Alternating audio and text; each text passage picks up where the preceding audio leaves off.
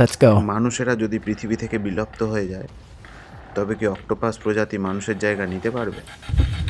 শুনতে science fiction গল্পের মতো হলেও কিন্তু বিশেষজ্ঞরা এমনটাই বলছেন। অক্সফোর্ড ইউনিভার্সিটির প্রফেসর টিম কার্লসন একজন জুলজিস্ট।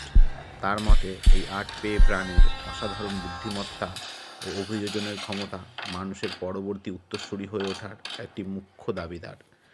অক্টোপাসেরা সমুদ্রের অতলে থাকা প্রাণী, যাদের সমস্যা সমাধানের দক্ষতা, তাদের স্নায়ুতন্ত্রের গঠন ও জটিল কমিউনিকেশন পদ্ধতি বিজ্ঞানীদের অবাক করেছে। প্রফেসর কালসনের মতে অক্টোপাসই পৃথিবীর আগামী দিনগুলো করবে।